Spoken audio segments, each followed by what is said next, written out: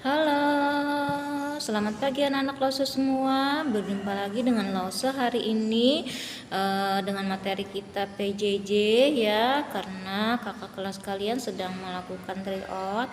Nah, kita doakan semoga mereka sukses ya. Gimana kabarnya Rinat, sehat? Alhamdulillah sehat ya. Nah, hari ini kita pelajaran tematik yaitu di tema 7, subtema 2, perkembangan teknologi produksi sandang. Nah, kali ini materinya yaitu tentang mengetahui bahan dasar pakaian. Kalian bisa lihat bukunya halaman 178. Mengetahui bahan dasar pakaian ya. Jadi, pakaian yang kita kenakan itu fungsinya untuk melindungi tubuh kita dari berbagai macam gangguan. Ya, misalnya dari gesekan benda lain. Nih contoh misalnya kulit kita, kalau kita tidak memakai apa-apa, otomatis kalau kita berjalan misalnya kemudian ada ranting daun atau apapun itu, nah itu otomatis kalau kita berjalan bisa menimbulkan bekas. Tapi kalau kita pakai pakaian maka akan mengurangi gesekan itu ya. Kemudian yang kedua dari melindungi dari cuaca dingin. Nah, jadi dengan kita berpakaian kita tidak terlalu merasakan yang namanya cuaca dingin karena ada pakaian yang menutupi badan kita. Kemudian dari hujan, dari panas matahari, dari gangguan serangga, misalnya serangga ada yang jatuh di badan kita, semut misalnya. Kalau kita mengenai langsung badan kita, kemungkinan dia akan menggigit. Tapi kalau melalui baju dulu, nah kita bisa kibas-kibas ya, sehingga kita bebas dari gigitan gangguan serangga. Kemudian kotoran dan debu juga melindungi ya. Jadi kita itu terlindungi dari kotoran dan debu, karena kotoran dan debu tentunya akan nempel dulu di baju kita, baru kemudian ke kulit-kulit kita ya. Dengan mengenakan pakaian kita akan merasa nyaman dan terlindungi. Jadi kalau kita memakai pakaian itu otomatis segala hal baik dari segi kesehatan ataupun perlindungan ataupun apapun itu, kita dapat terlindungi dari segala sesuatu yang tidak baik atau segala sesuatu yang buruk.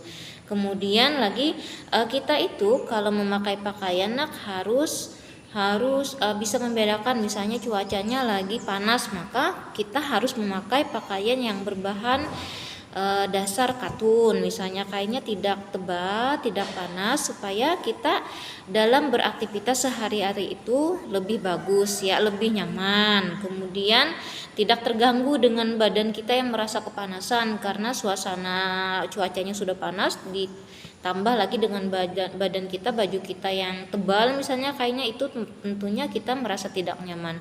Kemudian misalnya pada musim hujan, nah itu hujan turun, nah otomatis kita memakai pakaian yang berbahan dasar pakaiannya itu yang tebal, misalnya dari wool, jaket ya. Nah itu bisa melindungi tubuh kita daripada kedinginan ya.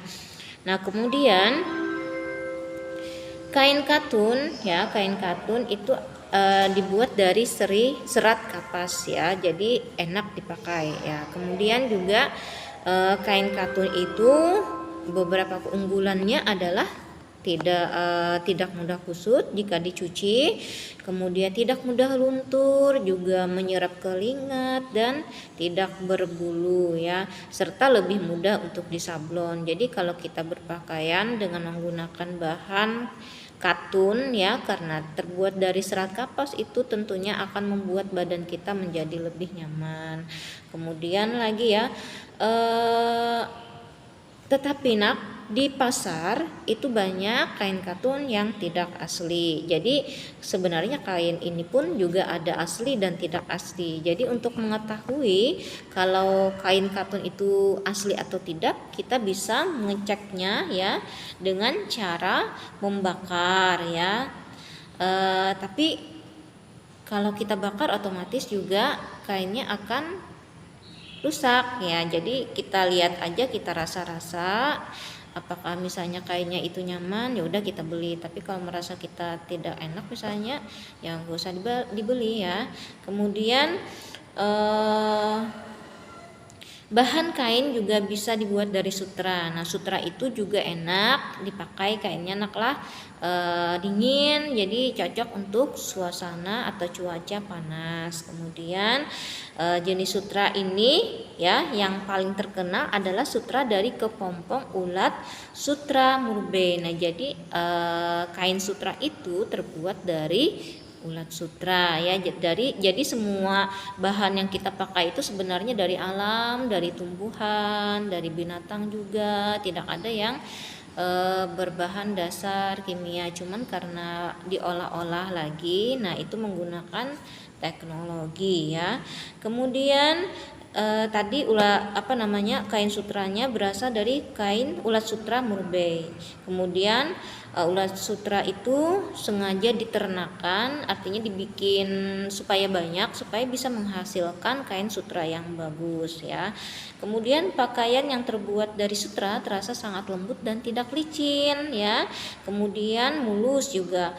Pada saat pakaian berbahan sutra terkena cahaya matahari, nah kainnya itu akan berkilau ya. Jadi kainnya akan berkilau, itu menandakan bahwa kain sutra itu asli.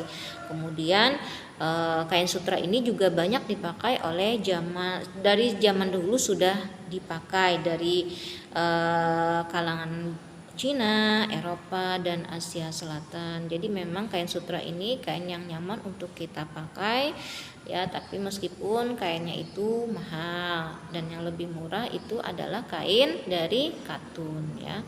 Nah, rasa materi hari ini Lasso cukupkan sampai di sini. Untuk tugas nanti Lasso kirim, dan semoga kalian bisa memahami apa yang Lasso jelaskan. Selamat pagi, dadah.